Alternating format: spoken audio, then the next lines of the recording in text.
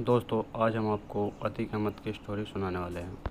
इस स्टोरी में हम आपको बताएंगे अतीक अहमद कौन था, अतीक का फैमिली बैकग्राउंड क्या है, अतीक का राजनीति का सफ़र, अतीक का घर से जेल तक का सफ़र, अतीक के बुरे दिन शुरू कैसे हुए, अतीक की मौत किस वक्त हुई, अतीक को किसने गोली मारी और अतीक को किसने मरवाया।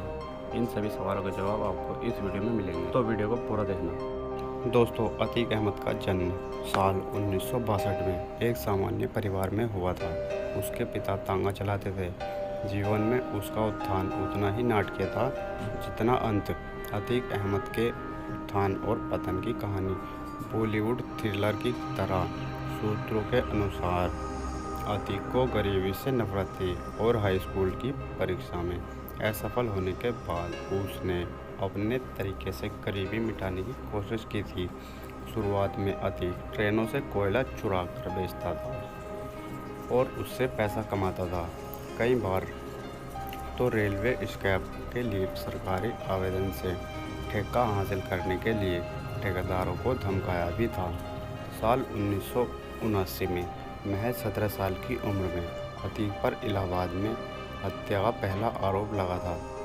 इसके बाद जल्द ही वह यूपी में कई गैंगस्टरों का गिरोह चलाने लगा। दबदबा धीरे धीरे फूलपुर और कौशाम्बी सहित आसपास के इलाकों में फैल गया। साल 1989 की है जब अतीक अहमद के सबसे बड़े प्रतिद्वंदी शौकत इलाही को पुलिस ने मुठभेड़ में मार दिया था। इसके बाद अतीक अंडरवर्ल्ड का निर्विवाद बादशाह बन गया। आपको बता दें कि अतीक ने निर्दलीय उम्मीदवार के रूप में इलाहाबाद पश्चिम विधानसभा सीट से अपना पहला चुनाव लड़ा और पहले चुनाव में ही जीत दर्ज की थी। दोस्तों अब बताते हैं आपको अतीक का राजनीति का सफ़रनामा। दोस्तों अतीक अहमद जब 1989 में निर्दलीय सीट से विधायक बना तो इसका कद और बड़ा हो गया। इसके बाद उसने साल 1989 से 2002 तक लगातार 5 साल इलाहाबाद पश्चिम विधानसभा सीट पर जीत हासिल की। पहली 3 बार निर्दलीय के रूप में, फिर समाजवादी पार्टी के उम्मीदवार के रूप में और अंत में अपना दल के उम्मीदवार के रूप में जीत दर्ज की। अपना दल के उम्मीदवार के रूप में जीतने के 1 साल बाद तक अतीक अपना दल से जुड़ा रहा। उसके बाद दोबारा अतीक अहमद समाजवादी पार्टी में वापस चला गया और 2004 में फूलपुर लोकसभा सीट जीती। हालांकि इलाहाबाद पश्चिम विधानसभा क्षेत्र को खाली करना पड़ा था। इसके बाद राजूपाल की हत्या की घटना की वारदात का जन्म हुआ था। 24 फरवरी को उस घटना के एक मुख्य गवाह उमेश पाल की भी हत्या कर दी गई। तो दोस्तों अब बताते हैं आपको राजूपाल की हत्या कैसे बना अतीक का काल। उत्तर प्रदेश पुलिस ने अतीक को 2005 में राजूपाल की हत्या के आरोप में गिरफ्तार किया था। हालांकि 3 साल बाद जमानत मिल गई थी। जानकारों का कहना है कि अतीक चाहे जेल में रहा हो या बाहर, उसने उत्तर प्रदेश के अंडरवर्ल्ड पर अपना बोलबाला बनाए रखा था और यह सुनिश्चित किया कि उसके लोगों की सुरक्षा हो। अतीक पर मदरसा के कुछ छात्राओं के सामूहिक बलात्कार में कथित रूप से शामिल अपने आदमी को बचाने का आरोप लगाया गया था। इससे आक्रोश फैल गया और समाजवादी पार्टी ने उन्हें निष्कासित कर दिया था। ये उस समय की बात है जब बीएसपी चीफ मायावती यूपी के सत्ता में लौटी थी। पुलिस ने अतीक और उसके भाई पर दबाव बनाया। अतीक ने 2008 में आत्मसमर्पण किया और जेल चला गया था। दोस्तों वह हम आपको बताते हैं कैसे अतीक अहमद की राजनीति में पकड़ ढीली होने लगी थी। तो दोस्तों अतीक प्रतापगढ़ से अपना दल के उम्मीदवार के रूप में 2009 के संसदीय चुनाव भी हार गए थे, लेकिन चुनावी हार का मतलब ये नहीं था कि उसका दबदबा कम हो गया था। 2012 यूपी विधानसभा चुनाव में जब मायावती मुख्यमंत्री बनी थी तो अतीक ने जेल से नामांकन भरा। उसने जमानत के लिए इलाहाबाद हाई कोर्ट का दरवाज़ा खटखटाया था। आपको बता दें कि 10 जजों ने इसकी जमानत अर्जी पर सुनवाई से इनकार कर दिया था।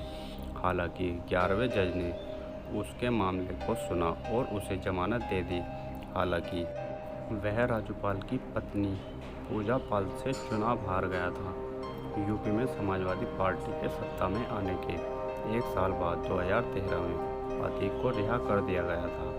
उसने समाजवादी पार्टी के उम्मीदवार के रूप में श्रावस्ती से 2014 का लोकसभा चुनाव लड़ा, लेकिन फिर हार गया। अतीक चुनाव हारता चला गया, लेकिन उसके गैंगस्टर वाले स्वरूप वैसे ही वैसे थे। 2 दिसंबर 2016 में अतीक और उसके सहयोगियों ने एक ईसाई अल्पसंख्यक संस्थान के कर्मचारियों पर हमला किया। उन्होंने 2 छात्रों को नकल करते पकड़े जाने के बाद परीक्षा देने से रोक दिया था। ये सारे करतूत कैमरे में कैद हो गए थे। जनवरी 2017 में जब अखिलेश यादव ने अपने पिता मुलायम सिंह यादव से समाजवादी पार्टी का कंट्रोल ले लिया, तो अतीक का समाजवादी पार्टी रिश्ता ढीला पड़ गया। अपराधी से नेता बने अतीक से अखिलेश दूर रहना चाहते थे। अतीक को गिरफ्तार नहीं करने पर इलाहाबाद हाईकोर्ट ने भी यूपी पुलिस को जमकर फटकार लगाई थी। इसके बाद अतीक की गिरफ्तारी हुई और तब से अतीक जेल में था। मार्च 2017 में जब योगी आदित्यनाथ भाजपा सरकार में यूपी के मुख्यमंत्री बने, तो उन्होंने अपराधियों के साम्राज्य को ध्वस्त करने का वादा किया। तो दोस्तों, अब हम आपको बताते हैं कैसे जेल से भी रहा अतीक का खौफ। तो दोस्तों, अतीक को उसके गढ़ इलाहाबाद से राज्य की देवरिया जेल ले जाया गया। देवरिया जेल में अतीक ने अपना साम्राज्य चलाया और एक व्यापारी मोहित जायसवाल का अपहरण कराकर जेल में बुलाया। उससे संपत्ति के कुछ कागजों पर हस्ताक्षर करवाए गए और बेरहमी से पिटाई भी की। इसके बाद अतीक को बरेली जेल ले जाया गया था, लेकिन जेल अधीक्षक डर गए और उसे वहां नहीं रखना चाहते थे। अप्रैल 2019 में कड़ी शक्ति के बीच योगी आदित्यनाथ सरकार ने अतीक को प्रयागराज की नैनी जेल में शिफ्ट कर दिया। इस समय तक सुप्रीम कोर्ट ने देवरिया जेल मामले में अपना फैसला सुना दिया था और अतीक को गुजरात के साबरमती जेल शिफ्ट करने का आदेश भी दे दिया था। अतीक के बुरे दिन कैसे शुरू हुए? तो दोस्तों, अतीक अहमद के खिलाफ जबरन वसूली, अपहरण और हत्या सहित 100 से अधिक मामले दर्ज थे। राजूपाल की हत्या के एक गवाह उमेश पाल के अपहरण में उसे पहली बार सजा पिछले महीने मिली थी। विडंबना ये रही कि उमेश पाल की हत्या के 1 महीने बाद सजा सुनाई गई। अतीक अहमद का अपराध और राजनीति के बीच गहरी बैठ रही है। हालांकि वो अपनी राजनीति से ज़्यादा अपराध के लिए जाना जाता था। उसने अपने अंडरवर्ल्ड साम्राज्य को बचाने और विस्तार करने के लिए चतुराई से राजनीति का इस्तेमाल किया था।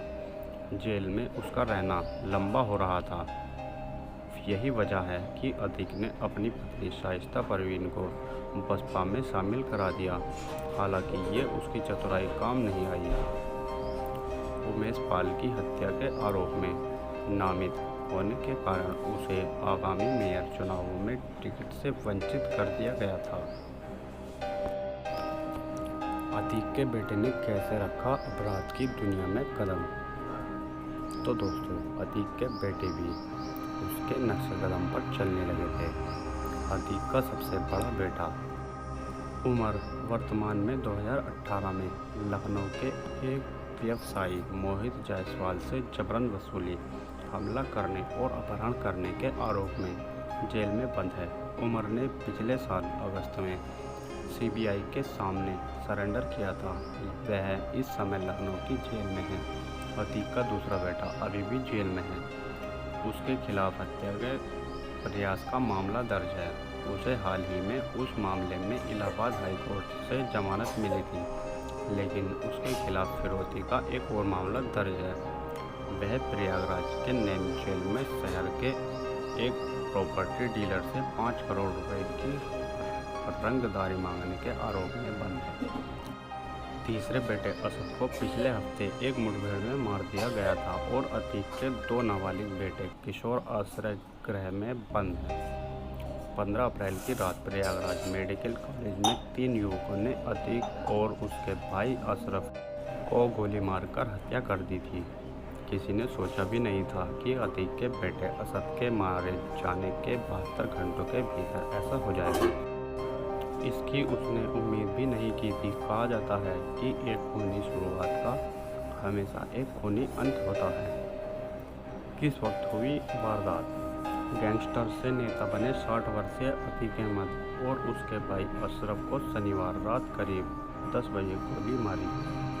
वारदात कैमरे में दर्ज हो गई क्योंकि उस समय पुलिस दोनों को मेडिकल जांच के लिए ले जा रही थी और मीडियाकर्मी साथ में चल रहे थे।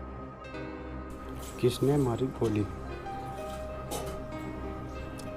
सूत्रों के हवाले से पता चला है कि अतीक और अशरफ अहमद पर जिन हमलावरों ने गोलियां बरसाई उनके नाम सनी, रोहन मौर्य और लवलेश तिवारी है।